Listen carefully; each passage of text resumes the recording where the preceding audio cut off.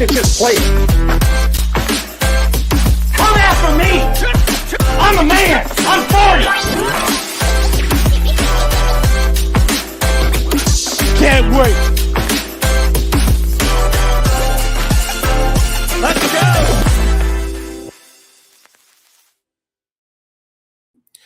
Good morning and welcome. It is Coffee and Sports. It is the morning show here on Sports Empire Network. Thank you for making us part of your morning routine, however you are watching us this morning, whether it be on YouTube or Facebook, or maybe you're watching over on a Roku TV. We appreciate you being here. I am Chris, and that is not Mo. That is a clean-shaven NFL genius from wire to wire. Gene is joining us this morning, sitting in the Mo chair. Gene, how are you, sir? I wish I could tell you I'm doing good. Optimism was one of those things that I kept. They'll get it together. They'll get it working. They'll turn it around. After watching what I've watched the last 2 weeks, I'm a very pissed off Eagles fan. But I won't take it out on the rest of the teams in the NFL. But I'm a pissed off Eagles fan this morning. Let me tell you this, Gene. It all starts over this weekend. I hope so. A win this weekend, and nothing of the past 6 weeks matters. That's how playoff football works. It is. Think about it. Think about it. Because I'm in a similar boat. The Dolphins lost their last 2 games. They had everything in front of them. First place in the AFC division, right? Now, they had the fallback like the Eagles did. You make the playoffs no matter what. Obviously, you want to go into the playoffs better than you did. But they had the fallback of they're still in the playoffs. Well, if Miami can go and beat Kansas City, the last 2 weeks don't matter. If Kansas City goes and wins their playoff game, everything is back on track. Now, if we end up on the losing side of things, different conversation. I don't want to talk to people for a while. We'll see how it goes. But, Gene, let's start with this. So, the narrative, and maybe I'm sensitive to it because I'm a Dolphin fan, and if I am, tell me. I have no issue with you putting that out there for me. The narrative going into the Dolphin game against Kansas City, in my opinion, should be focusing on the Tyreek Hill narrative. Tyreek Bowl, Tyreek's return game to Kansas City, first time that he's played back in Kansas City officially since the Germany game was the Germany game. By the way, because Kansas City wanted it that way because they didn't want Tyreek to get booed at home. Okay, sure. We can roll with that. What a great gesture by the Kansas City organization. I'm okay with that. But the narrative going into the game, like often happens this time of the year with the Miami Dolphins, regardless of what era of Dolphin football it is, it's the weather. Well, the Dolphins don't win in cold weather. Well, the Dolphins, if you look at their last 10 games below 40 degrees since 2016, they're 0-10. And, Gene, I'm not going to sit here and say that that number is irrelevant, that stat doesn't matter, because obviously when you lose 10 straight games in weather below 40 degrees, there's something to it. But my argument is this. Who did they play in those 10 games? Well, almost half of those games were against the Buffalo Bills. And the Buffalo Bills have absolutely owned the Miami Dolphins over the past 6 or 7 seasons, which is where that 10-game stretch comes in. A couple of those games were against the Baltimore Ravens, who, by the way, if you look at teams Miami has struggled against, it goes Bills 1, Ravens 2 over the last 10 seasons or so. Another one of those teams was the Aaron Rodgers Green Bay Packers in Lambeau. Pretty good team the Dolphins lost to that night. So I look at their last 10 games below 40 degrees that they've all lost. And yes, fine, weather may have been a factor, but I would argue the bigger factor was who they were playing against. A Buffalo Bills team who they always struggle against. Baltimore Ravens teams that were better than those Dolphins teams. An Aaron Rodgers team that was better than that Dolphins team. I'm not saying the temperature is a zero factor. I'm saying that it's not nearly as big of a factor as I think some of the other sports media people are making it. I think the factors that they're focusing on this game are the wrong ones. I think weather is a factor, right? I think that a team that relies on speed and timing weather is going to slow some of those faster players down. It just is. Muscles are going to be a little tighter in cold weather. Here's a narrative I really don't feel like is being talked about enough for Miami. Teron Armstead, Deshaun Elliott, Javon Holland, Xavier Howard, all DNPs. Devin Achane, Tyreek Hill, Raheem Mostert, Jalen Waddle, Jalen Ramsey, Liam Eichenberg, all limited participants. And that's not the list of IR players that Miami has lost. I think that the Miami Dolphins legitimately just the injury bug hit them at the wrong time coming down the stretch. And I think that where the weather really does matter is Tua, in my opinion, throws a floating ball. He throws a soft ball, an easy to catch ball. And I think in cold weather, I feel like that him throwing a soft ball or an easy to catch ball, it tends to become a little bit short. It tends to become a little bit less of I'm trying to let less air under the ball because the ball is colder. It is a factor. It's not the factor. It wouldn't be factor 1, factor 2, or factor 3 for me, but it is a factor, right? Isn't this the coldest playoff game, projected to be the coldest playoff game ever played? It's getting there. That's what they're talking about. Yep. I think it's like -6, and then it could go up to 0 by game time. So much that the NFL is talking about postponing the game and switching it to a different date, which is insane. But I think that the weather shouldn't be talked about as much as it is. I think Tyreek Hill's return back to Arrowhead should be a bigger story. However, it is the playoffs, and I think that 2 weeks ago I said I think that Buffalo wins the division, wins the 2 seed, and then Miami goes into Kansas City and spanks them. My opinion on that's changed just a little bit after the Ravens game and after the Buffalo Bills game. But it should be a good football game. I think that what's not being talked about enough is what Miami's defense and Vic Fangio is going to do to their very, very, very struggling Kansas City Chiefs offense. But I guess on the bright side for Kansas City, if you're a Chiefs fan, Andy Reid has essentially had 2 weeks to prepare for the playoffs. They rested everybody last week, and he's one of the best preparation coaches in football. I think the biggest key to this game is to start strong for Miami and not allow Mahomes and Kansas City's offense to get on track early. If you slow them down, if it's 0-0 or 3-0 or 7-3 after the first quarter, I think Miami can win the football game.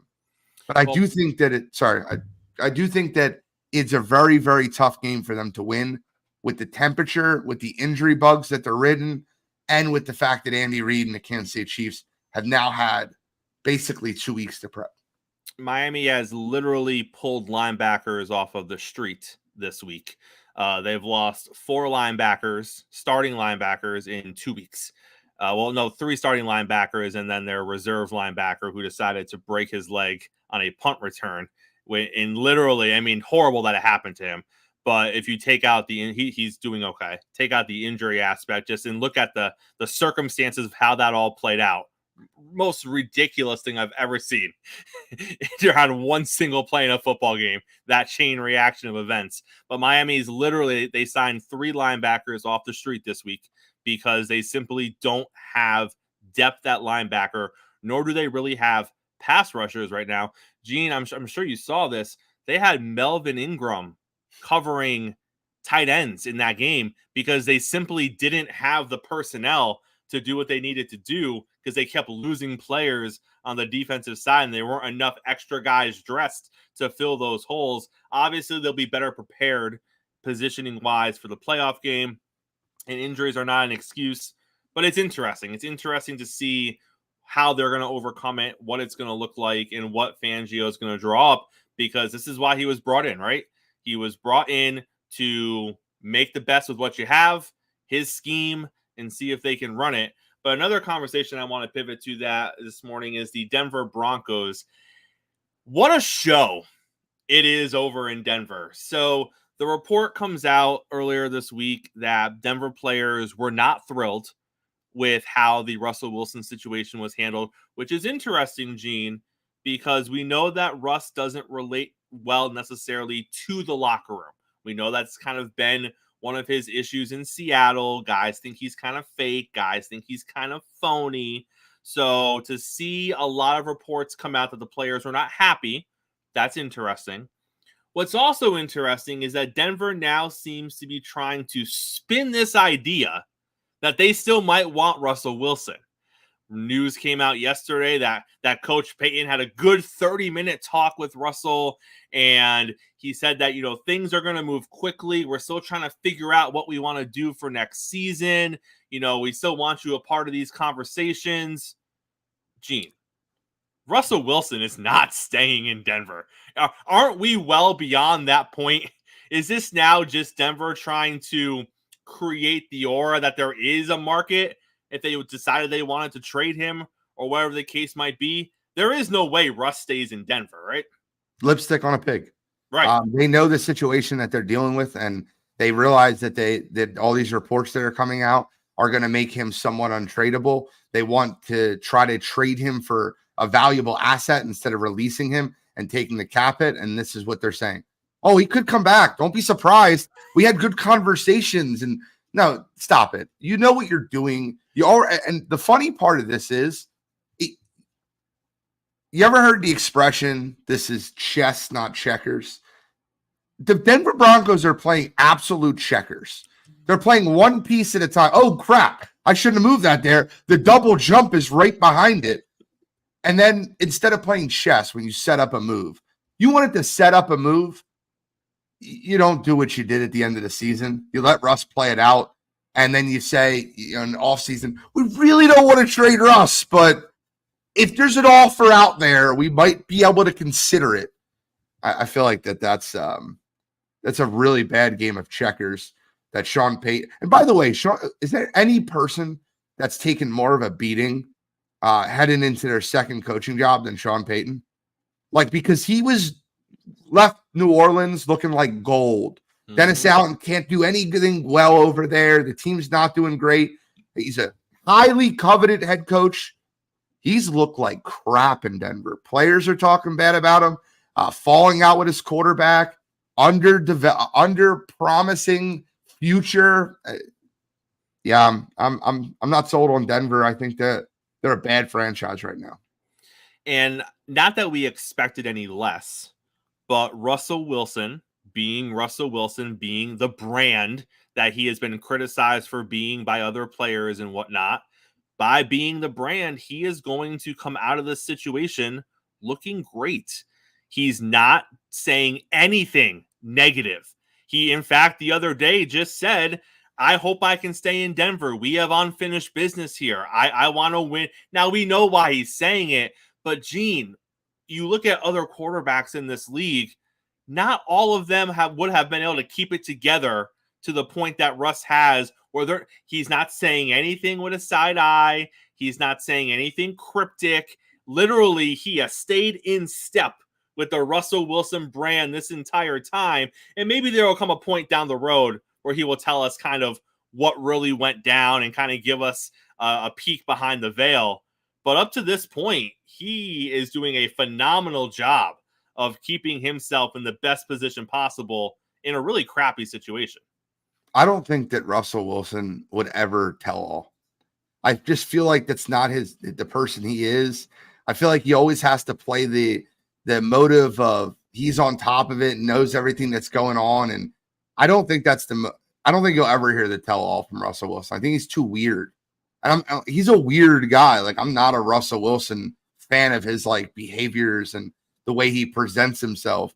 But for anybody to look good in this scenario, like Russell Wilson is, being a guy that, in my opinion, is so unlikable since the Seattle days, that says so much bad things about the Denver Broncos. Right? You literally have a guy that easily is not likable by a locker room. And they are galvanizing around him saying, why would you do that to Russ? And you have to sit there and be like, well, wait a minute. We're pretty sure you guys didn't like Russ, but now you're rallying around him. So how the mighty have fallen there in Denver, especially with, like you said, Peyton going in to year 2.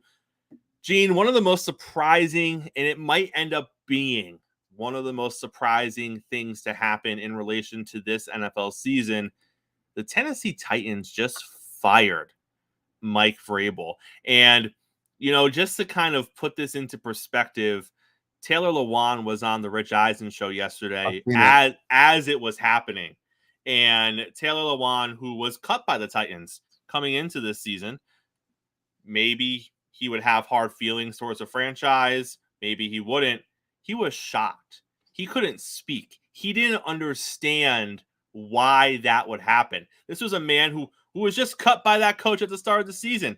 Didn't really get another opportunity to play in the NFL this season. That's why he's doing his thing in media. He was shocked that they would fire Mike Vrabel. Most people across the NFL were shocked they would fire Mike Vrabel. And unless you're a New England Patriot fan, because congratulations, you probably just got your next head coach, most people are not happy about it. Gene, what do you make of the move? And by the way, for those who don't know, reportedly how this went down was the owner brought Vrabel in one-on-one. It was apparently her decision and her decision alone. The GM was not really talked about, according to reports in regards to this decision. She made the decision to fire Mike, and then she sent the GM out to talk to the media about it, and she was not available for comment after the firing of Mike Vrabel. What the hell is going on in Tennessee? This is such a terrible look for this organization. I'll tell you right now, you expected Mike Vrabel to make a 5-course chef meal with some old ground beef, some old baked beans, and some rice, and you wanted him to make a 5-star meal.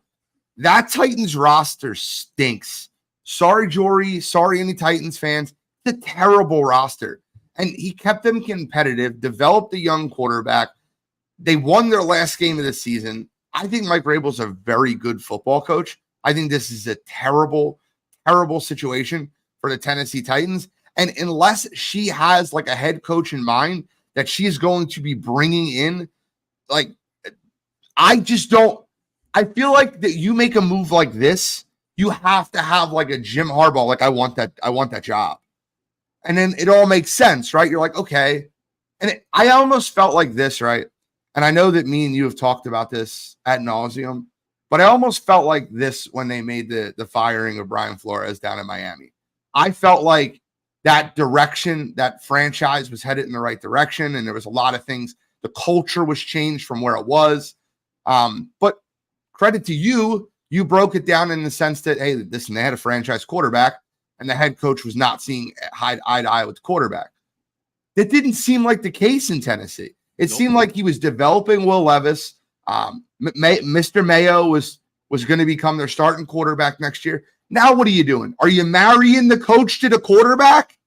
Because you're going to have a new coach, and you're going to say, here, you have Will Levis. We drafted him in the second round last year. That's your guy.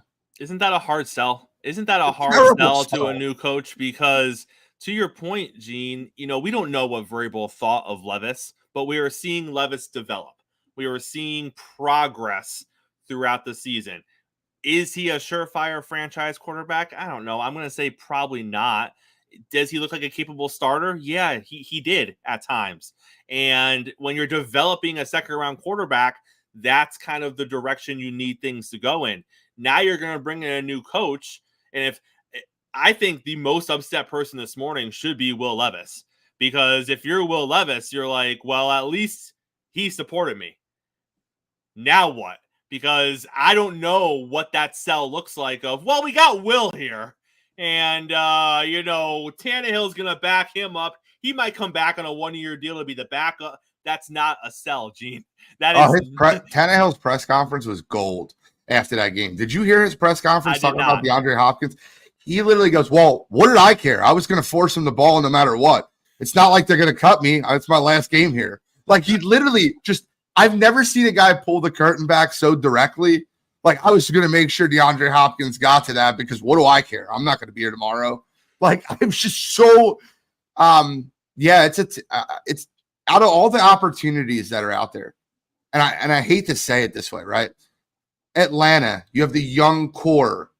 Just need a quarterback to stop in. Washington, you have the new ownership group. with Joshua Harris, and you got the Chargers with Justin Herbert. There's so many good opportunities to walk into, and then you have Carolina Light. I'm not even I hate Tennessee. I feel like Tennessee doesn't deserve that. But would you rather take over a second-year number 1 overall pick franchise quarterback or second-year second-round pick a franchise quarterback? And that's what I mean by that. Is there that big of a difference between the Titans and Panthers defense as far as who they have on their defense? Is that they're that big of a difference as far as their weapons? Is there that big of a difference as far as their personnel?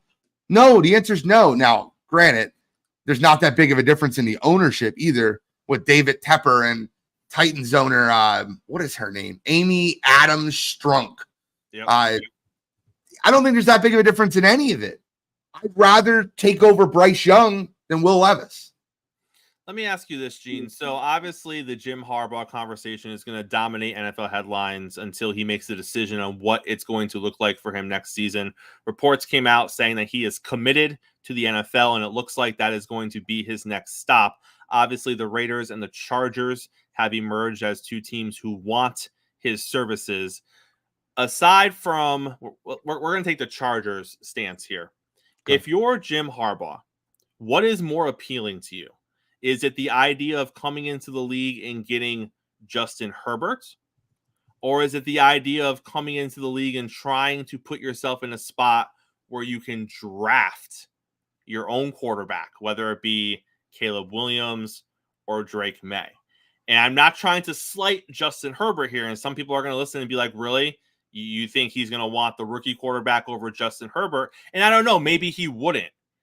But we have tape on Justin Herbert. He's seen Justin Herbert. And, Gene, you know that when college coaches come into the NFL, they have such an advantage the first couple of years drafting because they just came from college. They've seen all these kids. They know the reports in and out on all these kids. And you've seen it when college coaches come in, they find guys in the draft where you're like, oh, you drafted him in the 5th round. How'd that happen? Well, he just saw him a bunch in his last college football season. He knew exactly what that kid was and that he was a steal in the 5th round. So that's why he took him there. He was happy he fell to the 5th round.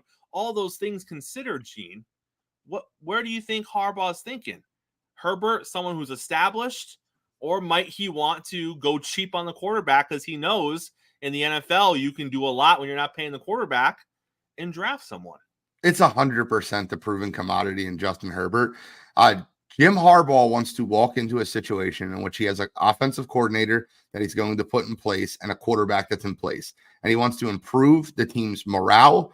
He wants to improve their philosophy with running the football and playing defense. Do you know what appeals Jim Harbaugh about going to the Los Angeles Chargers? Joey Bosa, Khalil Mack, Derwin James, Asante Samuel Jr., Eric Kendricks. That's what appeals to him. The undervalued defense of the Los Angeles Chargers. If I read you that defense, those players, I'd be like, hey, where do you think this defense ranks in the NFL? As far as stopping the run, as far as stopping the pass, as far that defense under Jim Harbaugh, under his tutelage and the morale that he can boost, and he's a motivator and his players love playing for them, and he can sell them on the vision. That defense will be an elite defense in the NFL. So you're basically saying I have a proven commodity quarterback and a defense. And why would he want to wait? Why would you want to wait to win? You just won a national championship. Mm-hmm. Why would you want to wait to win? Just go in there, take your proven commodity quarterback and make do out of that defense with all those superstars. All right, let's take a quick break. When we come back, Will is going to be joining us. We're going to talk a little NBA hoops. Don't go anywhere. It's Coffee and Sports. It's the morning show powered by Sports Empire Network. Hey, y'all, I'm Key. And I'm Jory, and tune in to Hoop Dreams and Touchdown Queens every Saturday at 5 p.m. over on Sports Empire Network. And don't forget, also watch us on Roku TV at Northeast Streaming Productions.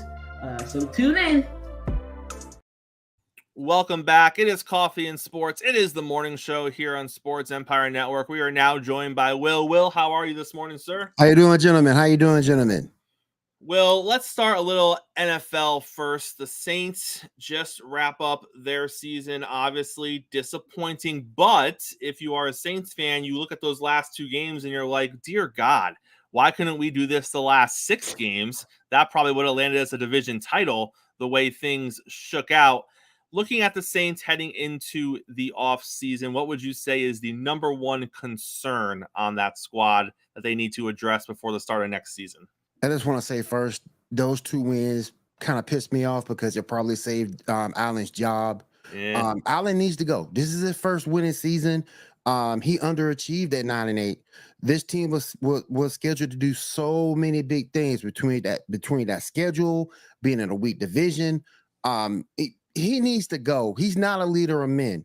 You see Mike Tomlin doing his thing over in Pittsburgh each and every year, despite of whatever situation that he's gone through. Allen's not a leader of men, and he needs to go. The first thing I like to see that team do is get younger. It's the oldest roster in the NFL, so I would love to see that team get younger. Another thing I would like to see, better play calling, because there have been some situations to where I just don't understand what the hell they're doing on the field. And another thing I like to see, closeout games. We shouldn't have lost that game to Green Bay, because if you go back and look at it, that kept us out the playoffs. If you go back and look at it, that loss that we were up 17, 18 points, they came back and beat us. That was the loss that kept us out the playoffs. Gene, is Carr the answer for the next couple of years at quarterback in New Orleans? No. The answer would be no.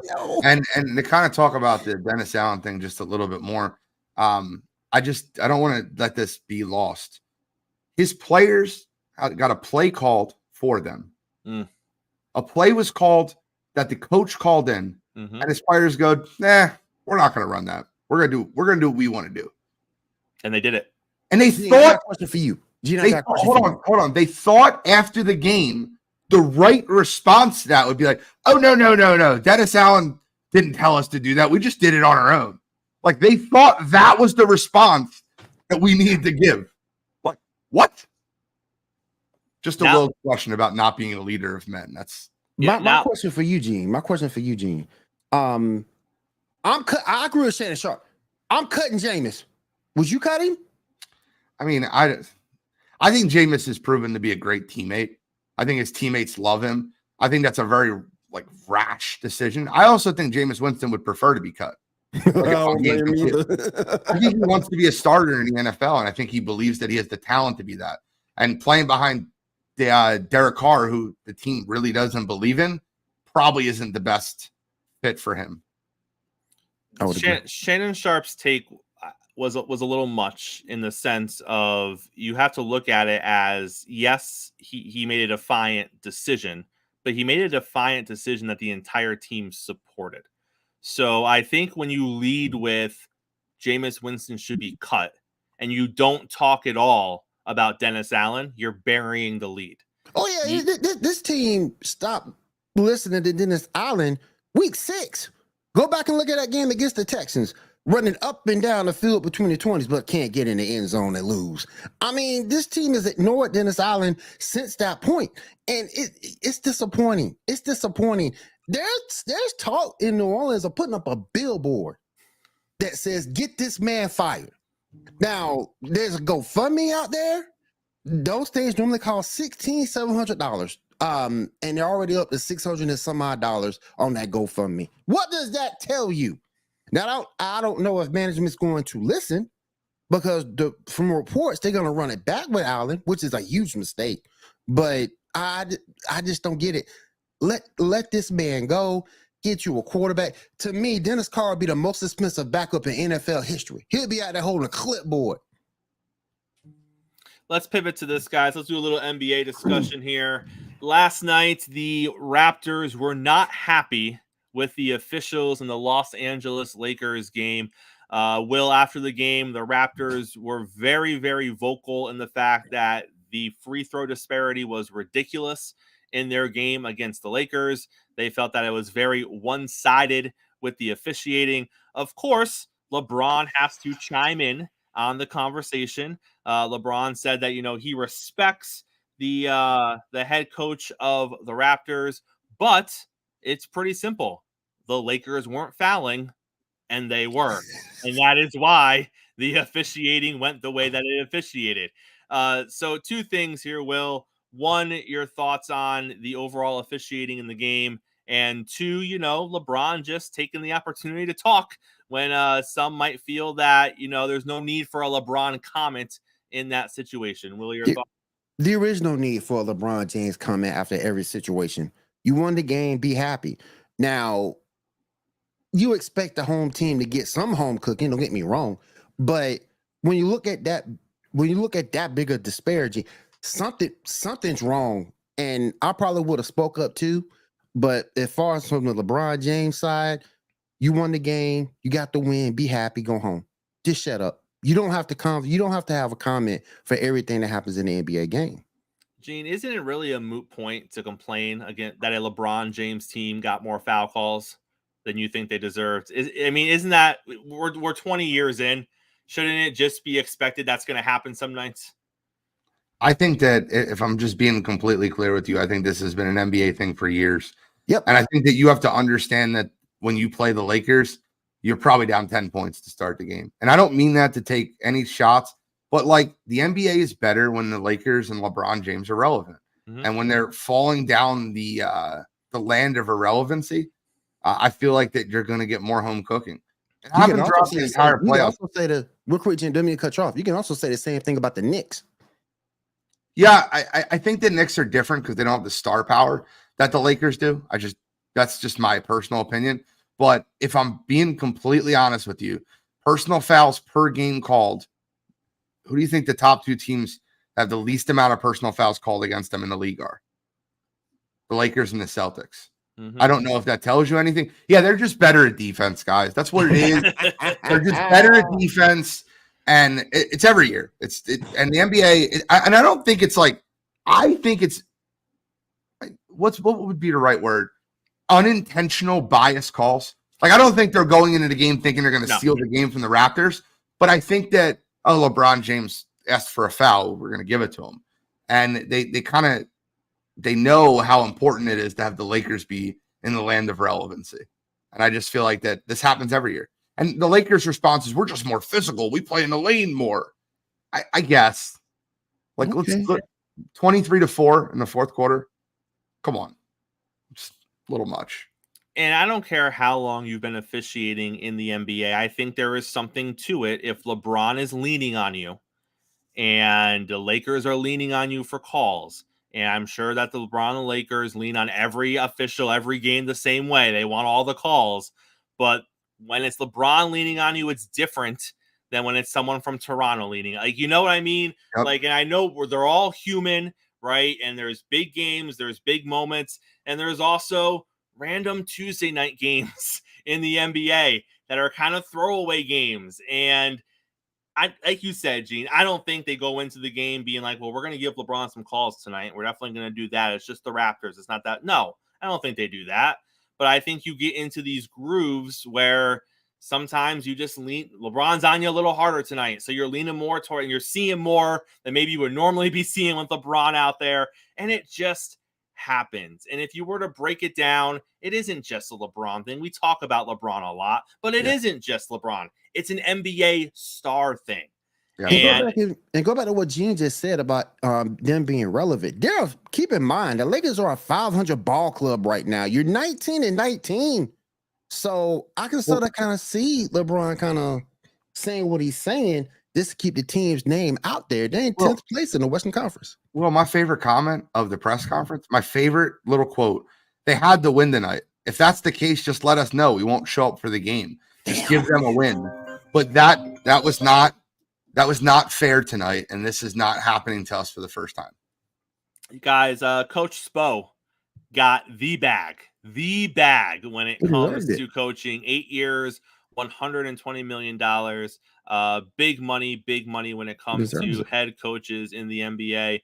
Will, long time coming for Coach Spo? Oh, yeah. That man is a 3-time champion. 2 was the head coach. It's a long time coming. He deserves it. He's gotten that. To me, he's an overachiever with that roster and everything that he's done with it. So yeah, it's well deserved for Spo. It's well deserved. Gene, any issue, one, with Spo getting that kind of money, and two, do you think it's going to have any sort of a ripple effect when it comes to other coaching deals, or is it just one of those situations where we all know what Spo deserved? He's in a class of his own. It is what it is. There's only one other coach in the NBA that to me warrants like a contract like that, and that's Ty Lue. I don't think there's a lot of young coaches in the NBA that are as successful and schematically good and get their teams to overperform with the talent that's on the court like those guys. And when you look at the Miami Heat roster, especially with the injuries they had last year, for them to constantly be in the Eastern Conference Finals or the NBA Finals with that roster is hilarious. Like, line them up at a playground and you tell me who you take the Miami Heat versus all the teams that were in the East. Like, it's insane. So yes, he deserved it. I don't think there's that many coaches that are going to be able to have that type of success, sustainable, and then have a culture named after them. Heat culture. Didn't another team just recently just say, it's like, oh yeah, this 49ers, they just said it's like Heat culture. Yep. Yeah, it's just transcending sports now. Yep. Well, I just like to see people who because he's been with this squad for a long time, and I just love to see with something to a coach that you haven't really seen in pro sports. That's loyalty and reward for a long time of excellence, and I'm glad to see it for Spo. Well, before you get out of here, we can't let you leave without talking a little Draymond Green. So news came out yesterday that Draymond had to be talked off the ledge by Adam Silver because he was going to retire from the game of basketball after his most recent suspension. Will, Mo, and I talked about this yesterday, and we really couldn't settle on a valid reason for why Draymond would ever consider retiring, outside of the fact that I suggested, well, maybe he just felt that this was going to be his life going forward, and he just couldn't function underneath this kind of spotlight, which, by the way, fully deserved. Not defending Draymond Green. He deserves every bit of this. He brought it all on himself. Put himself in that spot. Correct. But apparently Silver has brought him back. So, Will, do you buy into the fact that he was considering retirement? And then second part of this, with him coming back to the Warriors, does it really matter for this season? I don't think he was considering retirement, given the fact that he still presents value to the Golden State Warriors from their side of things. He's your point forward. He's still bringing the ball up the freaking floor, and to get the offense initiated. So I think because of that, I think he wasn't really serious about retiring. And as far as him coming back, being a difference maker to a certain extent, yeah, but I don't think he's going to translate into wins like that. That team has a lot of deficiencies, and he doesn't fix any of them. So, yeah, good to have you back. If you can keep yourself under control, then you give Golden State a good shot to maybe make the play-in or maybe make the playoffs, but it's not going to really translate to the point to where you're a championship team again. No. Gene, let's say Golden State finishes somewhere between 9th and 11th or 12th this season, which is, I think, pretty realistic depending on where things currently stand. If that's the result and they lose in the play-in and that's where this team finishes, do you look at next season and say, let's just keep Steph and just tear the rest down and see what we can put around Steph youth-wise for his last few seasons, assuming Steph wants to stay, right? Because that's the first conversation. You talk to Steph, you kind of see where he's at. But, Gene, running it back with this same crew again next season, we know what it's going to end up with based on what we saw this season. So, in my opinion, and tell me if you think I'm wrong, there's two options. You either get rid of Steph and let him go try to win a championship somewhere else if that's what he wants, or if he wants to stay, you move out every other piece that you can that you currently have that's costing you a lot of money and see if you can catch lightning in a bottle with a bunch of young, talented guys that you can put around Steph and start preparing for life without him, Gene, because what's left with this current group? I want to, I'll be able to go on my branch ledge today, and that's okay. I don't want to talk about this offseason of what the Golden State Warriors are going to be if they're the 9 through 12, because I still think that there's a reasonable expectation that they could win the NBA Finals this year. I know that sounds nuts, and I get it. I'm here for it. That team, all right, so Steph Curry's press conference the other day was so telling to me when he talked about why Jonathan Kuminga is upset, and they said he deserved more minutes. He should have been out there. Not should have. He definitely should have been out there. And like he had that conversation about Kuminga.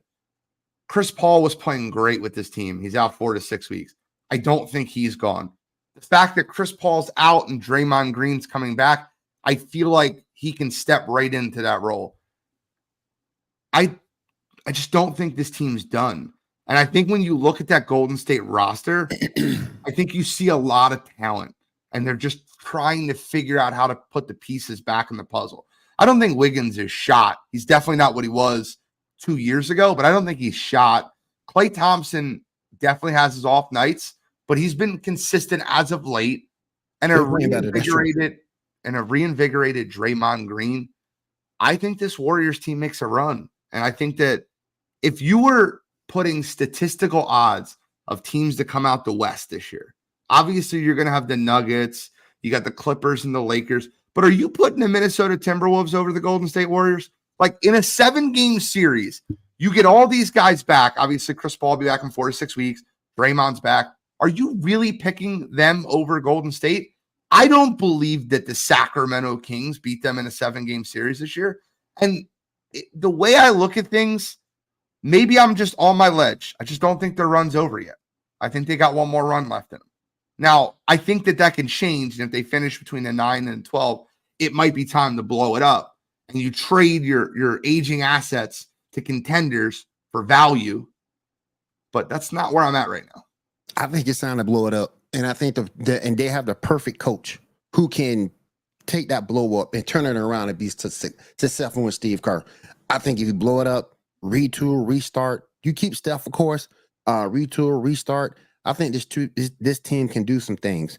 I didn't anticipate Wiggins being so bad this year. And I don't think it's so much of the physical side. I think it's more the mental side.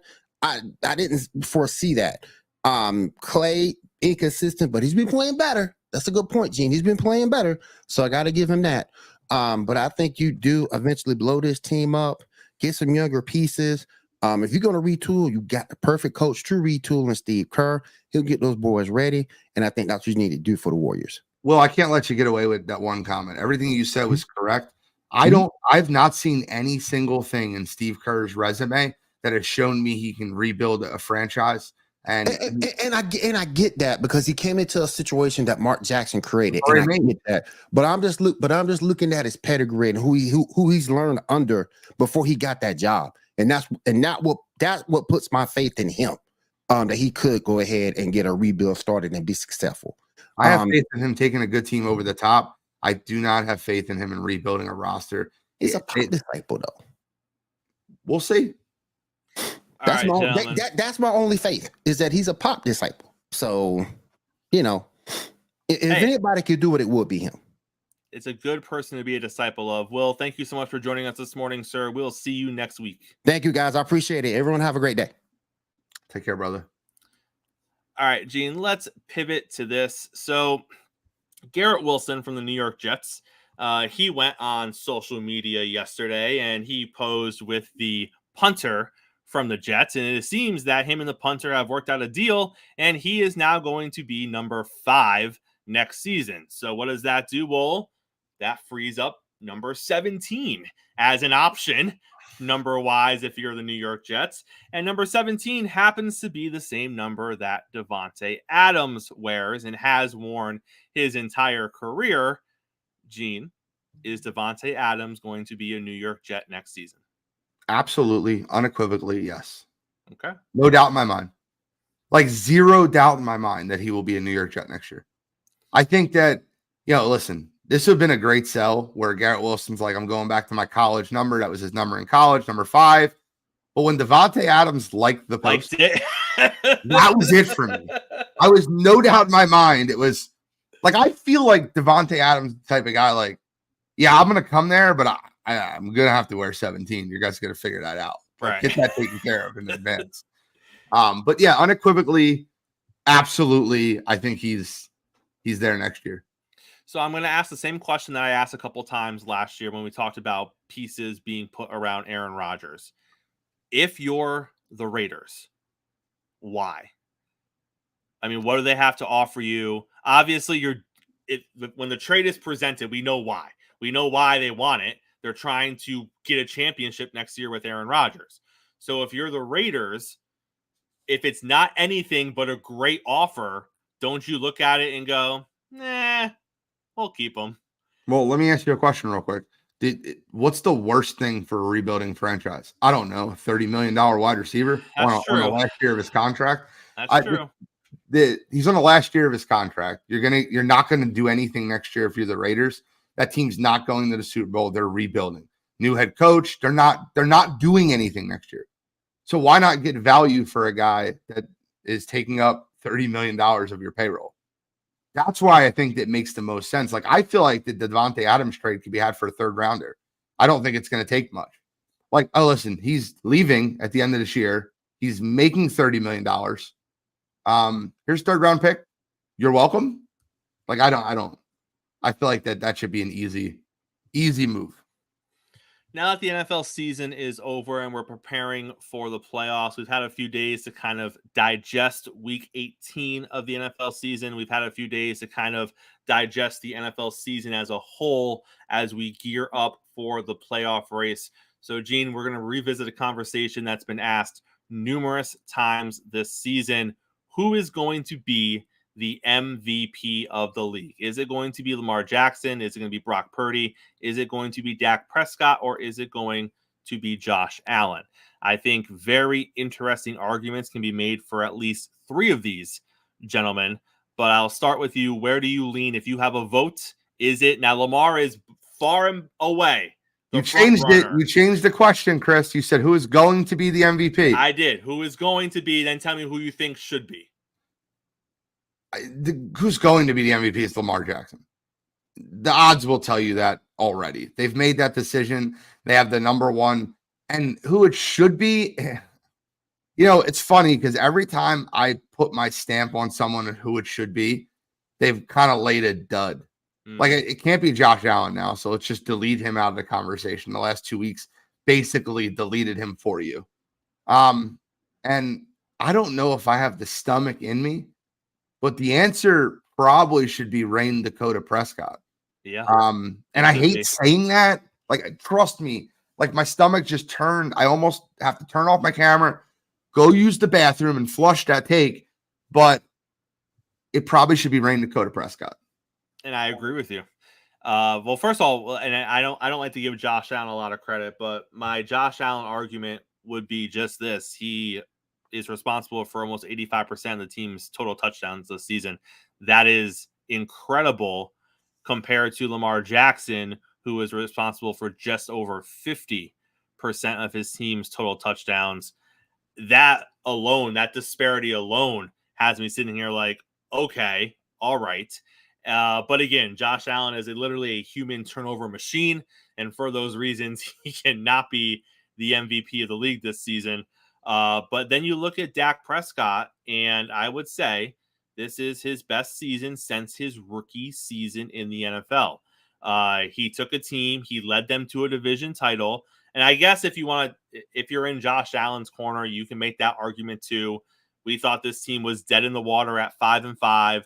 We thought they were dead in the water again at 6-6. He did bring them back 5 straight wins to a division title. I guess you can make that argument for Josh too, if I'm being fair. But again, for me, the turnovers are just too much for Josh Allen. The reckless play is too much for me for Josh Allen. But I'm with you.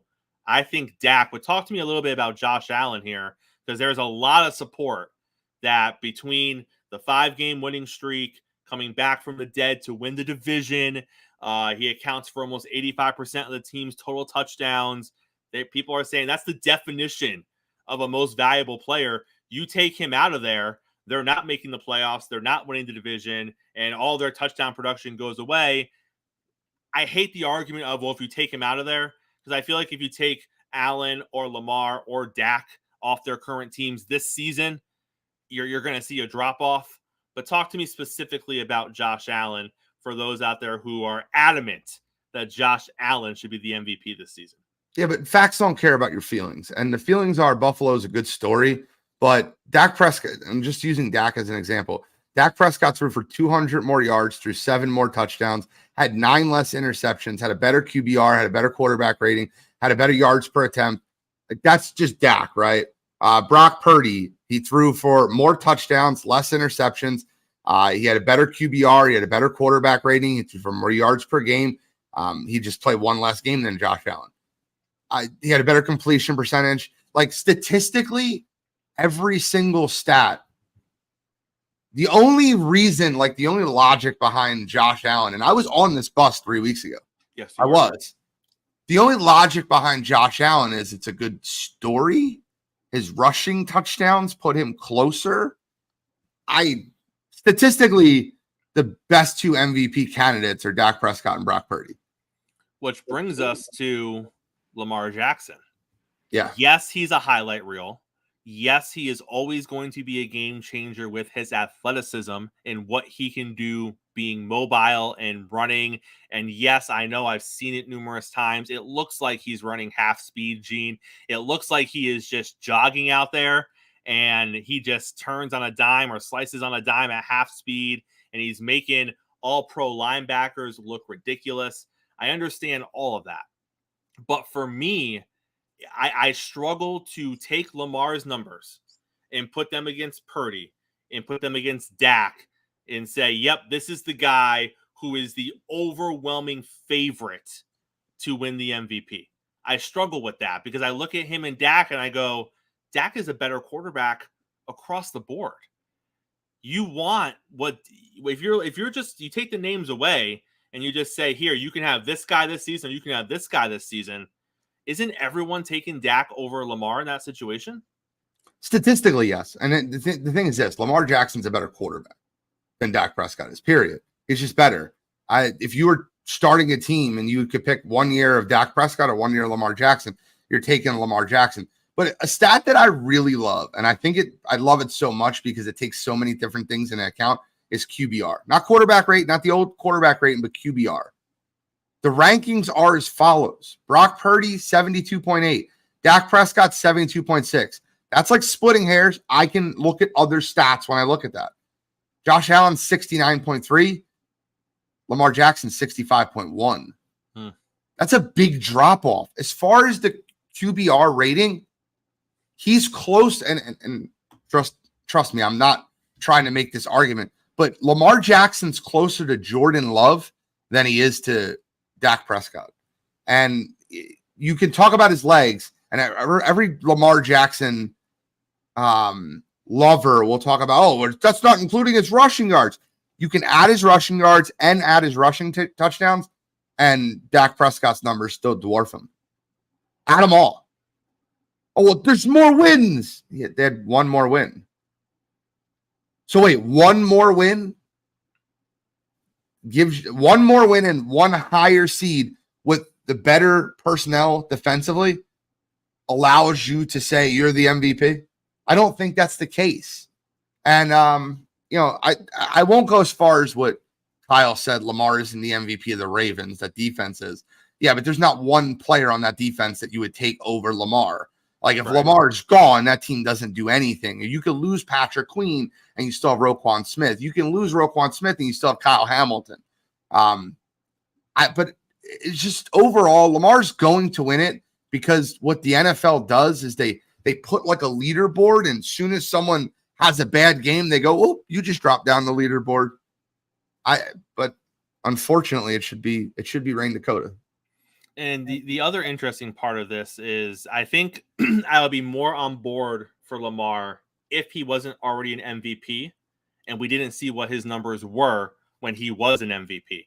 Because if you compare his first MVP season to this MVP season, which is looking like what it's going to be, those numbers aren't even close either.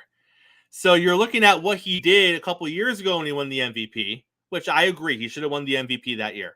Then you're looking at what he did this year, and I'm like, well, he didn't even come close to the season that he had that year when his stats were top of the league, when he was better than I would say most of the quarterbacks that were in that conversation with him.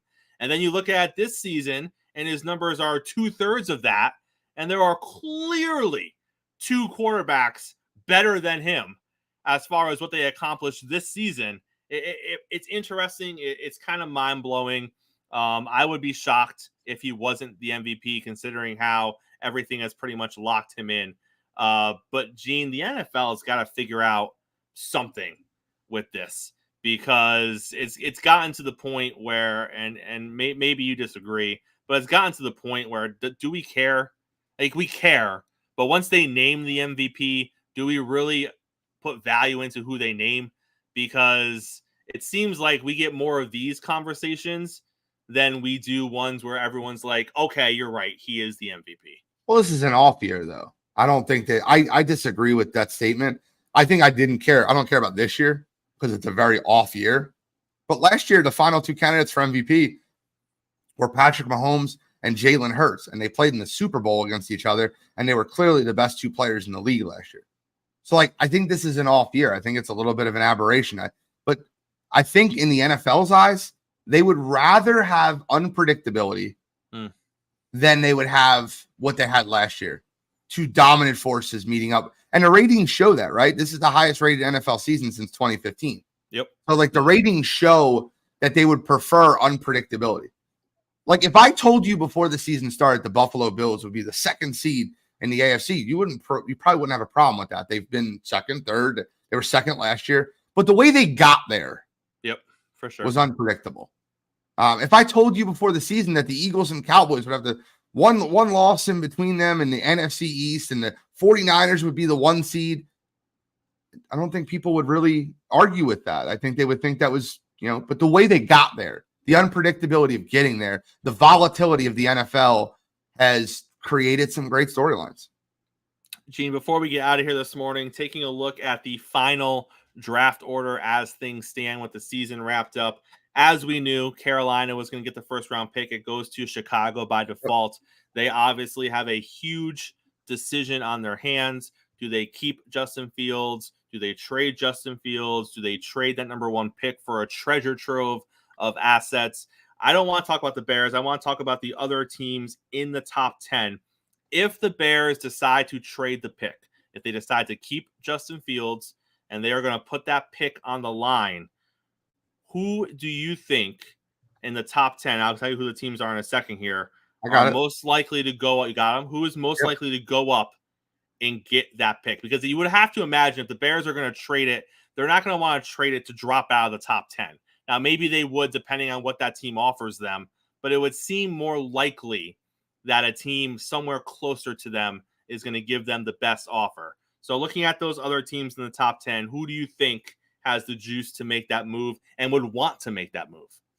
Well, then they did. So Robert Kraft loves making splashes. I think the New England Patriots, being the 3rd overall pick, move up to number 1 and trade for the Chicago Bears pick. That makes the most sense. To be able to move from 11 or lower to 1 is almost impossible. The amount of assets that you have to give up to move from 13 or 14 to 1. I remember when the Eagles moved up from 12 to 2. They had to go from 12 to 8 and then 8 to 2. Right. Because that's how tough it was to get up there in the top 3 picks.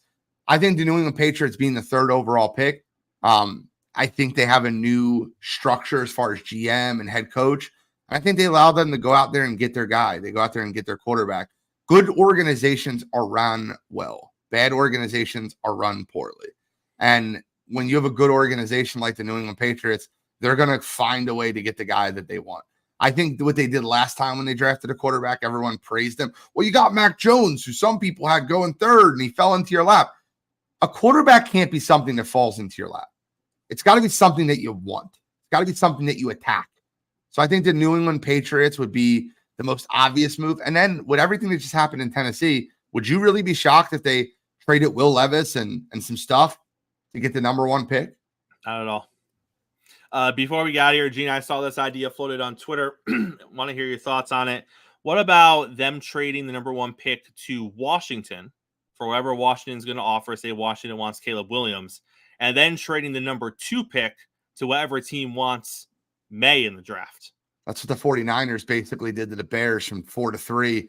I think that I think the Chicago Bears trading picks for assets is the way to go. They're not going to do that, though. No, and they I'm won't. telling you, It's too not. convoluted, but it's interesting to think about. 100%. All right, Gene. Pleasure having you on here this morning. I appreciate you sticking around, filling in the chair for Mo. I also appreciate everyone who joined us in the chat. I appreciate Will, who was on the show with us today. Make sure you are coming back tomorrow morning, same time, same place. Mo will be back, and we will be breaking down everything related to the playoffs that are happening this weekend in the NFL. Make sure you are here for that and so much more. It is Coffee and Sports. It is the morning show here on Sports Empire Network, and we will see you tomorrow morning. Thank you. I mean, you can see right now, without LeBron, Lakers are struggling. Let me tell you about the team I hate, all right? I know the Dallas Cowboy fan is here, so I had to make sure he knew how much I hate this team. I'm ready. I've often said that the people who run baseball, they try very hard to ruin it. I'm from Brooklyn. I don't have a problem saying it to his face. Oh, I'm from Brooklyn. Hey, you guys any